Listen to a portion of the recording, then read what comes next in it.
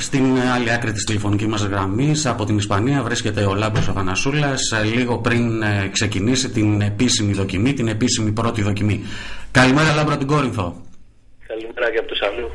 Πες μας λοιπόν πώς ήταν η πρώτη επαφή με το αυτοκίνητο. Από όσο ξέρουμε, χθες οδήγησες με λάστιχα δρόμου σε απλή διαδρομή, όχι αγωνιστικά, το αυτοκίνητο. Είναι ένα αυτοκίνητο της κατηγορίας R2, δεν είναι πάρα πολύ δυνατό αυτοκίνητο, δεν είναι στα άλογα, έχει περίπου. Είναι πολύ ευχάριστο και πιστεύω ότι θα διευκολυνθούμε αρκετά. Μας είχες πει αμέσως μετά αλλά και κατά τη συμμετοχή σου στο Ράλι Ακρόπολης ότι θα ήθελες πολύ να τρέξεις και έναν ασφάλτινο αγώνα του Παγκοσμίου Πρωταθλήματος Ράλι, και από όσο ξέρουμε και ο συγκεκριμένος αγώνας είναι από τους αγαπημένους σου, είναι ένας αγώνας που τον ευχαριστήθηκες το 2006. Πώς είναι φέτος ο αγώνας?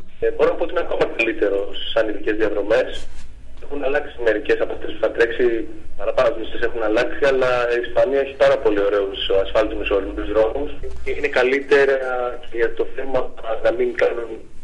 Πώς αποφάσισες να πάρεις μέρος σε αυτόν τον αγώνα και ποιοι στηρίζουν την προσπάθεια αυτή?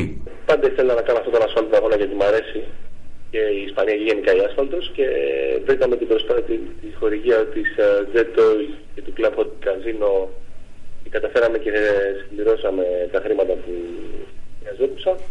Οπότε μαζί με τους 4 τροχούς και με την Πούμα που βρίσκονται πάντα δίπλα μας, καταφέραμε να βρεθούμε αυτή τη στιγμή στο Σαλού.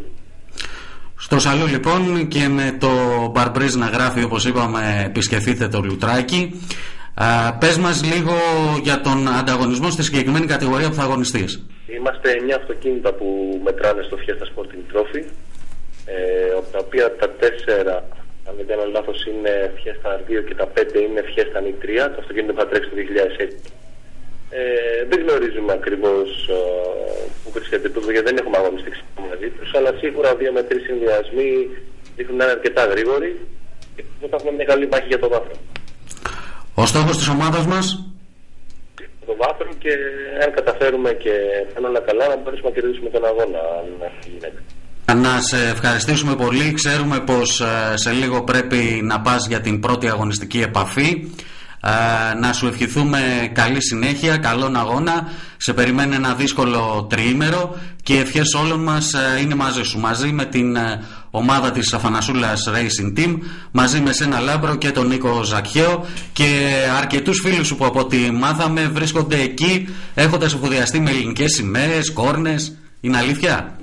Ναι, υπάρχουν αρκετοί φίλοι που έχουν ακολουθήσει. Είναι πολύ ωραίο το ταξίδι εδώ και η περιοχή. Τους ενθάρρυνα αν θέλουν να έρθουν. Είμαστε 15-20 άτομα τουλάχιστον, ξέρω εγώ.